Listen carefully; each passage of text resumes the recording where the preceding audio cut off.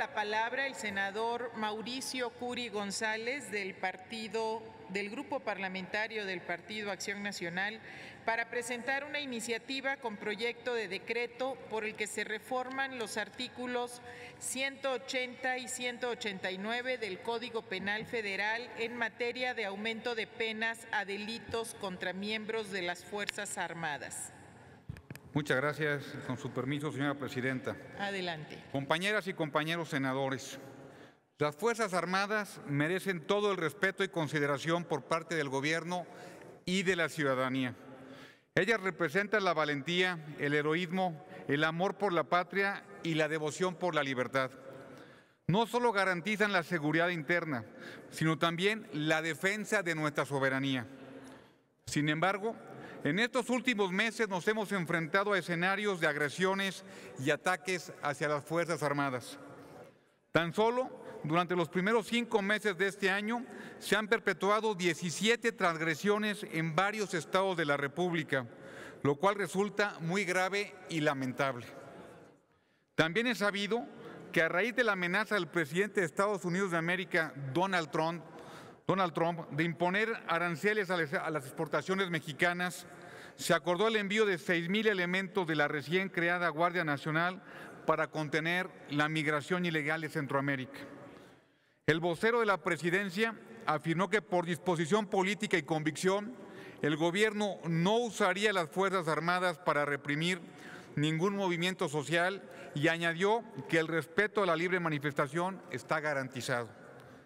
Sin embargo, este contexto ha agravado el escenario para los elementos del Ejército y la Armada de México, ya que se han perpetuado distintas agresiones contra nuestras Fuerzas Armadas, dejándolos en las condiciones actuales prácticamente en estado de indefensión. Los principales motivos por los que la gente agrede a las fuerzas federales son para evitar la detención de presuntos delincuentes, protestar por desapariciones, uso excesivo de la fuerza o para interrumpir operativos. Esa es la realidad que no quiere aceptar Morena. A los elementos de la Marina y del Ejército mexicano no les hace falta valor ni capacidad para repeler ese tipo de agresiones.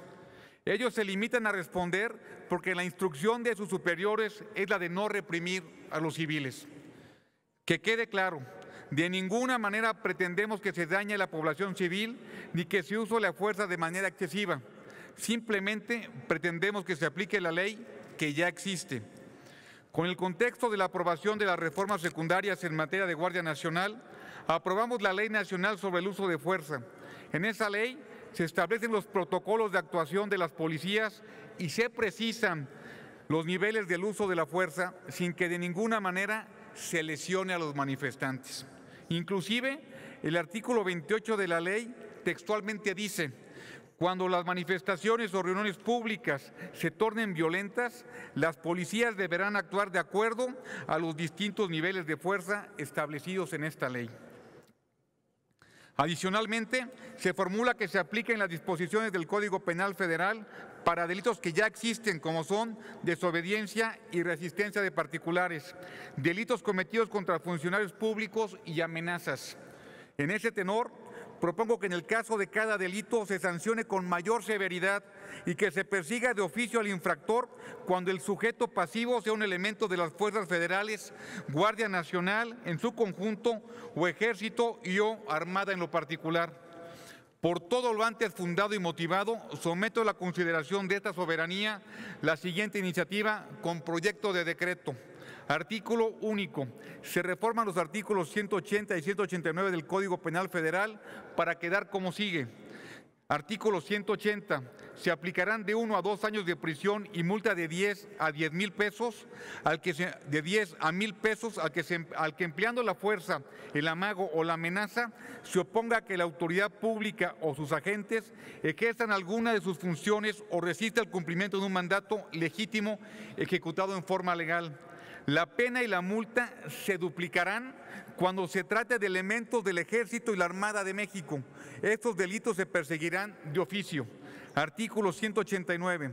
Al que cometa un delito en contra de un servidor público, agente de la autoridad o un elemento del Ejército o Armada, en el acto de ejercer lícitamente sus funciones o con motivo de ellas, se le aplicará de 2 a 12 años de prisión, además de que le corresponda por el delito cometido, y este delito se perseguirá de oficio.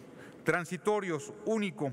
El presente decreto entrará en vigor al de su publicación en el Diario Oficial de la Federación. Es cuanto y muchas gracias. Gracias, senador Curi. Se turna a las Comisiones Unidas de Justicia y de Estudios Legislativos, primera.